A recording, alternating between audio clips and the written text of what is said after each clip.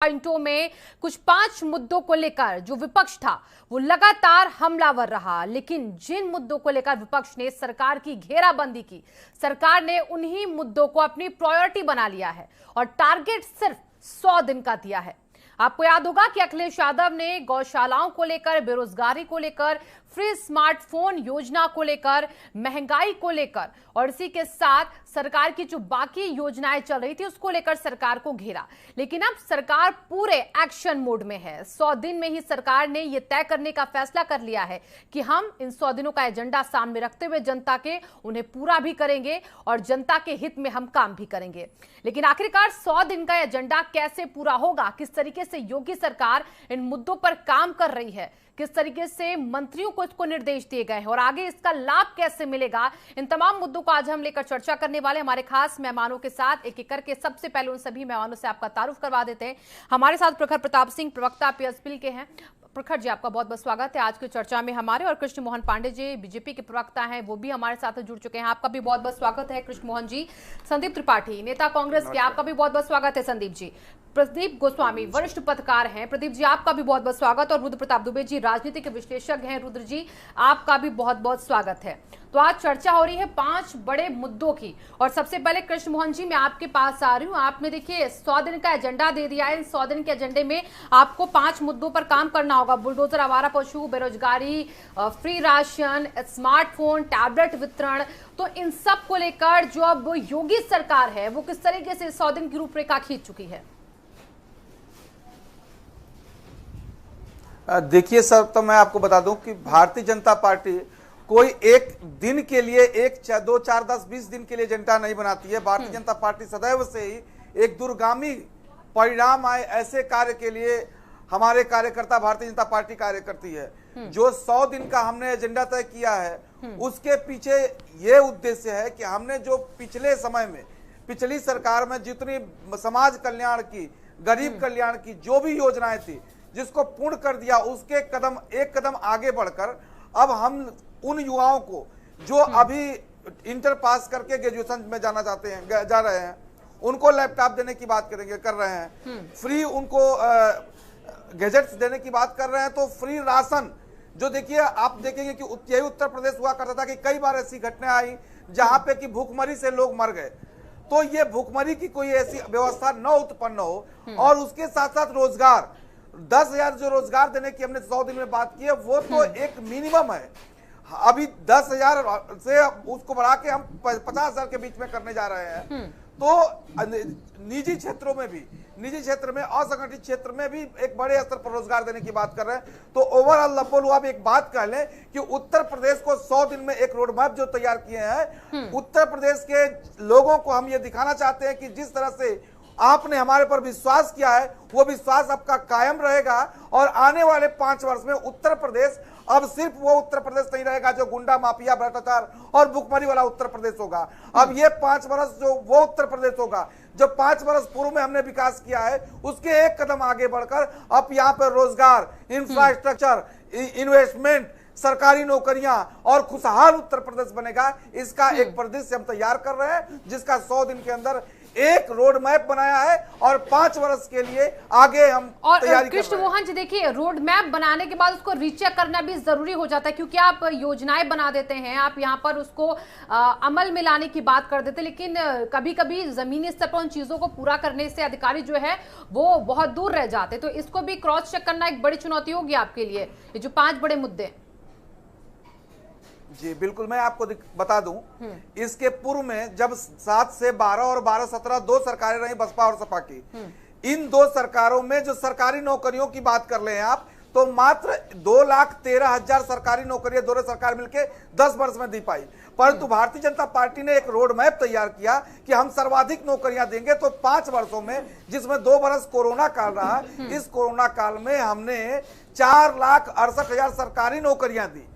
उसके उपरांत 5 लाख से ऊपर संविदा के क्षेत्र में नौकरियां दी तो असंगठित क्षेत्र में 42 लाख नौकरियों देकर उत्तर प्रदेश सरकार सर्वाधिक नौकरी देने वाला प्रदेश बना। तो फिर उसके उपरांत हमने ये तय किया कि इंफ्रास्ट्रक्चर के क्षेत्र में बेहतर कार्य करेंगे। सपा सरकार में 5 वर्ष में 12 से 17 में मात्र ये रिकॉर्ड है, ये सपा सरकार का रिकॉर्ड है कि 6,913 किलोमीटर सड़कें बनवाई और 1 एक्सप्रेसवे बनाया। परंतु भारतीय जनता पार्टी की 5 वर्ष की सरकार में 2 वर्ष कोरोना होने के बावजूद भी हमने 16,913 किलोमीटर नई सड़कें बनवाई लगातार आंकड़े अपने सामने रखते हैं और विपक्ष अपने आंकड़े सामने रखता है कि कितनी बेरोजगारी बढ़ रही है। हम काम करते हैं, धरातल पर उतारते हैं। कृष्ण मोहन जी सुनिए, आप अपने आंकड़े रखते हैं और विपक्ष अपने आंकड़े रखता है कि देखिए इतनी बेरोजगारी दर है और आप कहते हैं कि हमने इतने युवाओं को रोजगार दिया है, हमने फ्री राशन योजना को ऐसे बढ़ाया। ऐसे में बड़ी चुनौती हो जाती है आपका विपक्ष को समझाना भी। मैं आपके पास आऊंगी इसी सवाल के साथ में चलती हूँ संदीप जी के पास। संदीप जी, चुनावों में 2022 से पहले विपक्ष के तमाम वादों को भारतीय जनता पार्टी ने पहले ही उसको जनता के सामने साबित कर दिया कि हम इसको पूरा कर रहे हैं और आगे सरकार बनने के बाद करेंगे। चाहे वो फ्री स्मार्टफोन टैबलेट की बात हो, अब स्कूटी देने की बात भी बीजेपी सरकार कर रही है। अन्य योजना का तो आप जानते ही हैं, बुलडोजर को लेकर काफी सवाल खड़े हुए थे और इसी के साथ साथ अब देखें तो आवारा पशुओं को लेकर भी प्रधानमंत्री ने आश्वस्त कर दिया जनता को। तो ये बड़े मुद्दे, 5 मुद्दे जो हैं, इस पर यूपी गवर्नमेंट मुझे तो लगता है कि विपक्ष से ज्यादा आगे बढ़कर सोचने लग गई है। अच्छी बात है, प्रदेश के लिए सोचना चाहिए, लेकिन हमें याद रखना चाहिए कि यही सरकार है जब योगी 1 की सरकार थी 100 दिन में गड्ढे मुक्ति की बात की थी। आप भी जानते हैं, हम भी जानते हैं कि उस वादे का क्या हुआ था। 100 दिन तो छोड़िए, 5 साल बीत गए कि आज सड़कें गड्ढा मुक्त हो गई? नहीं हुई। तो बातें तो अच्छी कर लेते हैं, इसमें कोई दोहरा नहीं है। भाजपा बातें अच्छी करेगी, इतना अच्छी करेगी कि चांद पे घर भी आपको दे देगी। मतलब कॉलोनी, अब इनका मतलब है कि सीधा एजेंडा समझिए कि अब कॉलोनी नहीं मिलेगी आपको। कॉलोनी का आंकड़ा इन्होंने पूरा कर दिया। कनेक्शन जो उज्ज्वला योजना थी वो खत्म, अब वो नहीं, सिलेंडर नहीं मिलेगा, सबको दे दिए इनके हिसाब से। इनके हिसाब से इन्होंने सब जगह लाइट पहुंचा दी, अब लाइट नहीं मिलेगी। वो सब एजेंडे से बाहर हो गए। आप मतलब गुमराह कैसे करते हैं? नहीं संदीप जी, आप कह रहे लाइट नहीं मिलेगी, उज्ज्वला योजना का लाभ नहीं मिलेगा, मतलब ये कैसे नहीं मिलेगा? क्या बीजेपी सरकार ऐसा कह रही कि हम लाइट नहीं देंगे? अब क्या ऐसा कह रही कि हम सिलेंडर नहीं देंगे?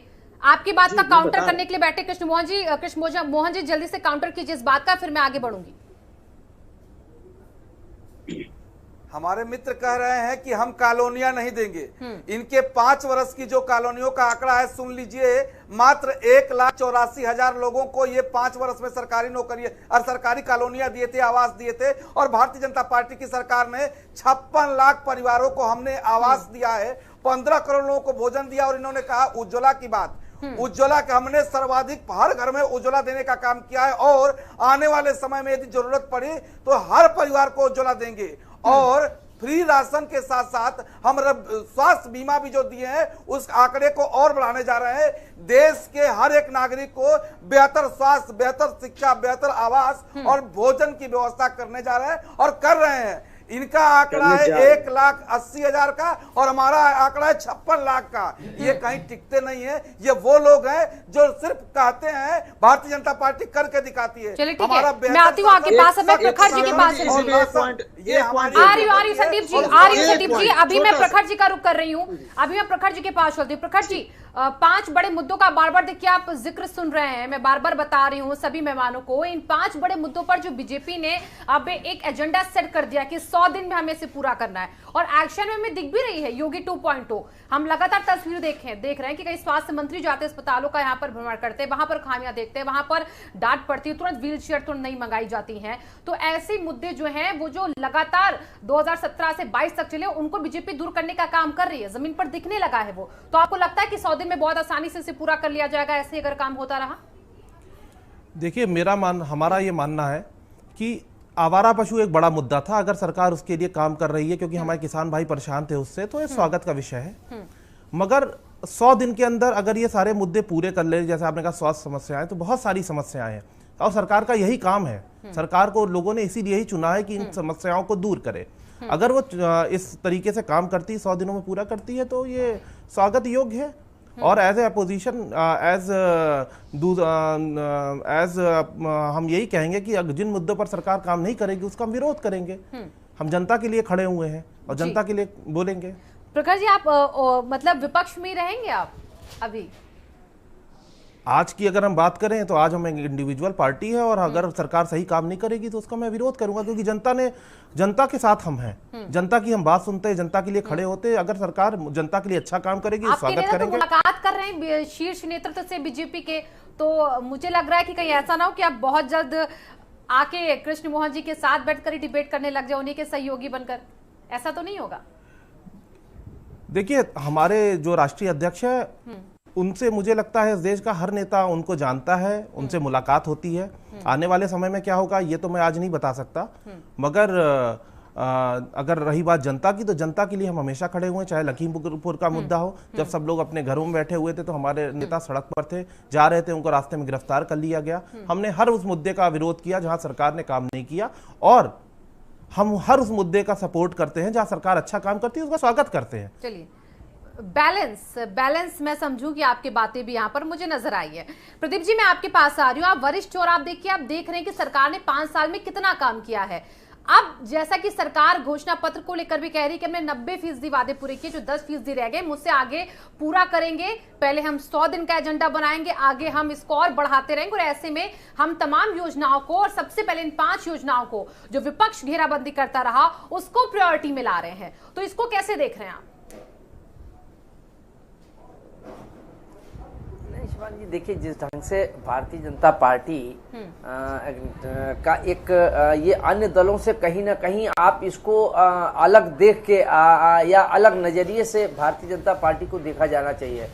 भारतीय जनता पार्टी का अपनी एक कार्यशैली है, हर चीज की अपनी एक रणनीति बना के और कार्य योजना, या कोई भी, चाहे वो चुनाव का हो, चाहे वो आपके सरकार के गठन का हो, या चाहे हर चीज पर विचार विमर्श करने के बाद एक टाइमलाइन तय कर देती है बीजेपी कि हमको ये करना है। या चुनाव का भी तो उन्होंने कर दिया कि प्रचार का ये समय रहेगा, हमारे कार्यकर्ता इससे जाएंगे, इस ढंग की उसकी कार्य योजना रही है, या उस ढंग की उसकी एक रणनीति रही है। तो जो योगी जी ने जिस ढंग से इन 5 कार्य योजनाओं के लिए 100 दिन का समय निर्धारित किया है, मुझे लगता है कि उसके लिए उन्होंने काम करना शुरू कर दिया। और उसके बाद तत्काल ये घोषणा के बाद उन्होंने सारे अधिकारियों और मंत्रियों की बैठक ही बुलाई, और उसके बाद उनको ये निर्देशित किया कि हमको ये जो हमारी सरकार की प्राथमिकता है, 5 कार्य योजनाएं हैं, इनको 100 दिन में पूरा होना चाहिए। और इतना ही नहीं, उसके बाद अगर आप देखें शिवानी जी, तो उसके बाद सारे मंत्री उसमें एक्टिव हो गए, अधिकारी भी एक्टिव मोड में आ गए हैं, और सब जगह जाके, और उसके लिए, लेकिन इसमें 2 इनके सामने सबसे बड़ी चुनौती इन 5 में, अगर मेरी नजर में, एक तो इस विधानसभा चुनाव में सबसे ज्यादा बेरोजगारी को लेके भारतीय जनता पार्टी की जमकर आलोचना हुई। हाँ। और उससे ज्यादा जो आवारा पशु थे जी। सवाल है कि आवारा पशुओं के इस 100 दिन की कार्य योजना में हाँ।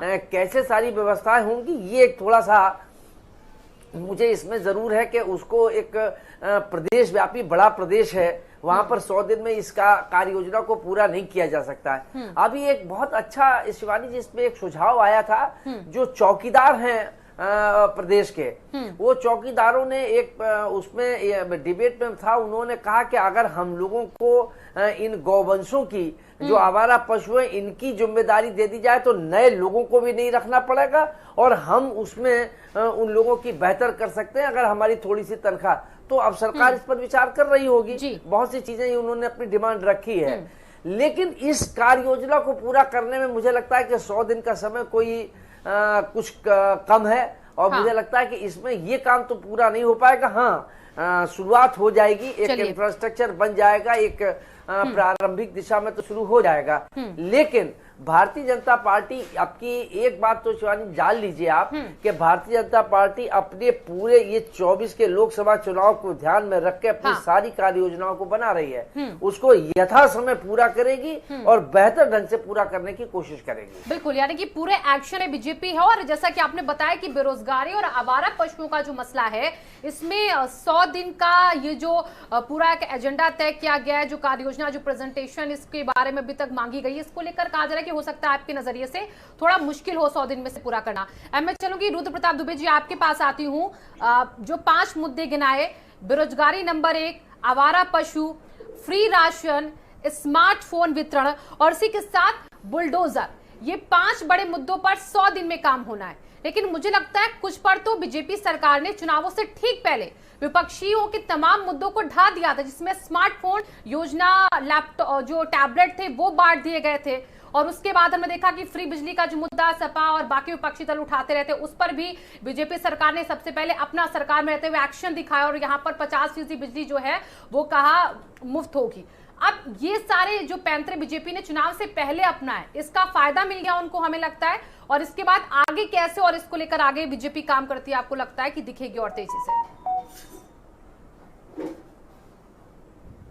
शिवांगी जी, एक नागरिक के तौर पर अगर मेरे राज्य की सरकार प्रशासन को चुस्त दुरुस्त करने के लिए और राज्य की बेहतरी के लिए कोई टाइम बाउंड काम करती है तो मैं हमेशा स्वागत करूंगा।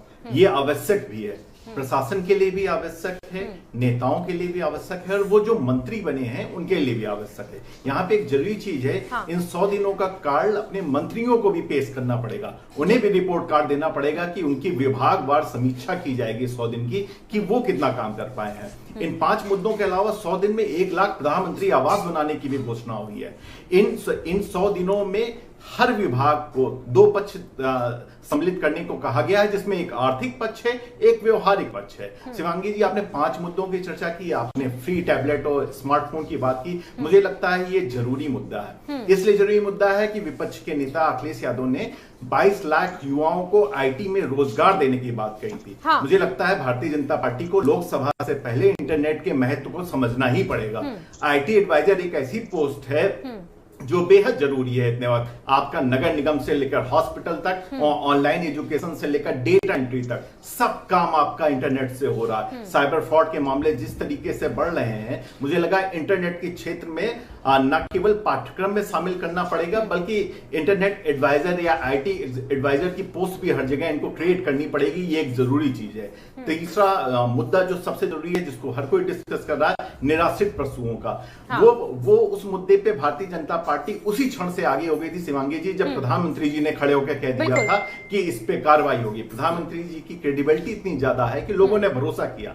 अब डिलीवरी करने का समय है, किस तरीके से हो पाएगा उसे हमें देखना होगा। प्रमोद जी ने अच्छा बात कही चौकीदारों के लिए, लेकिन मुझे लगता है वो थोड़ा सा मानदेय बढ़ाने पे ही संभव होगा, क्योंकि इतने वक्त चौकीदार अपने वेतनमान को लेकर बहुत खुश है नहीं। तो राज्य सरकार को उस पक्ष भी सोचना होगा। और 100 दिन का कार्य योजना, मुझे लगता है ये कार्य योजना को पूरा करने का नहीं है, बल्कि प्रगति चेक करने का। विभागवार समीक्षा की जाएगी और प्रगति चेक की जाएगी कि 100 दिन में कितना काम हो पाया है। शिवांगी जी बिल्कुल। अब मैं चलूंगी कृष्ण मोहन जी, आपके पास आती हूँ। आपने सुना कि आपके लिए आवारा पशुओं का मुद्दा बहुत बड़ा मुद्दा बना था इस बार चुनावों में, और अभी जैसा कि प्रदीप गोस्वामी जी ने भी कहा है कि 100 दिन में इस मुद्दे को आपको अगर पूरा करना है, इस पर अगर आपको काम करना है, अगर इसको प्रायोरिटी बनाना है, तो इसमें आपको तमाम जो है वो उतार चढ़ाव जो रहे उसको देखना होगा।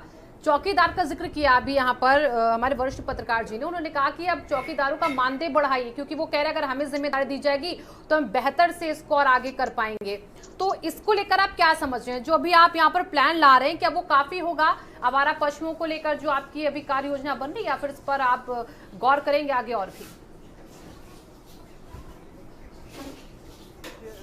सबसे पहले बता दूं कि शब्दों का बड़ा खेल होता है जी।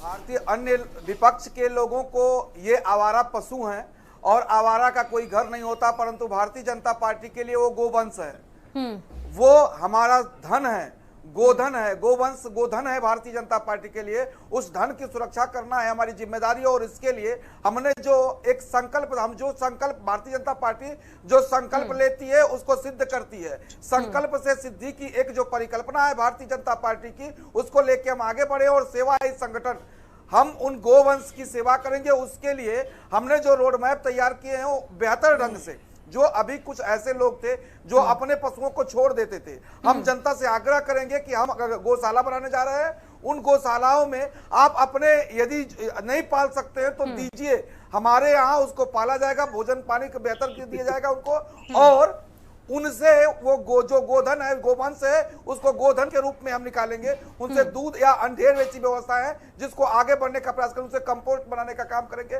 भारतीय जनता पार्टी और उत्तर प्रदेश सरकार ने रोड मैप तैयार कर लिया है। तो हमारे लिए वो आवारा पशु नहीं है, वो गोवंश है, गोधन है, हमारी ये वो धन है। दूसरी बात, हमारे मित्र ने कहा कि आईटी सेक्टर की बात करते थे समाजवादी पार्टी के आदरणीय अखिलेश जी, उनका आईटी सेक्टर जो था वो इनकम फ्रॉम ट्रेडर था, अपराध की इंडस्ट्री वो लगाना चाहते उत्तर प्रदेश में। पर तो भारतीय जनता पार्टी का आईटी जो है वो है जो संचार क्रांति लाएगी। हम युवा, हमारे उत्तर प्रदेश और देश के युवा जिस तरह से हम सॉफ्टवेयर के क्षेत्र में बहुत अग्रणी हैं, उसी तरह से इंफॉर्मेशन के क्षेत्र में भी भारत दुनिया का अग्रणी बने और उसका अगुआ उत्तर प्रदेश बने, इस परिकल्पना के साथ हम अपने युवाओं को स्मार्टफोन टैबलेट देने की बात कर रहे हैं और उस पर हम आगे बढ़ रहे हैं। स्मार्टफोन टैबलेट का जिक्र किया आपने कृष्ण मोहन जी, निश्चित तौर पर चौकीदारों के जी जी मैं ये कह रहा था कि चौकीदारों का जो वेतनमान है उसको बढ़ाने के लिए भारतीय जनता पार्टी और पूज्य योगी आदित्यनाथ जी की सरकार ने एक कमेटी बनाई है, आगे बढ़ रही है और उस पर हम आगे बढ़ेंगे, निश्चित तौर पर वो बेहतर होगा। चलिए ठीक है, उत्तर मैं प्रदेश इस चर्चा में को जो स्मार्टफोन और रोजगार की टैबलेट बात हम कर रहे के हैं जरिए ही तो आगे बढ़ाऊंगी, लेकिन अभी वक्त है छोटे से ब्रेक का। छोटे से ब्रेक के बाद जब वापस आएंगे तो चर्चा करेंगे कि आखिरकार योगी 2.0 स्मार्टफोन और टैबलेट को लेकर क्या कुछ करेगी अब आगे के 100 दिनों में। एक छोटे से ब्रेक ले रुकेंगे।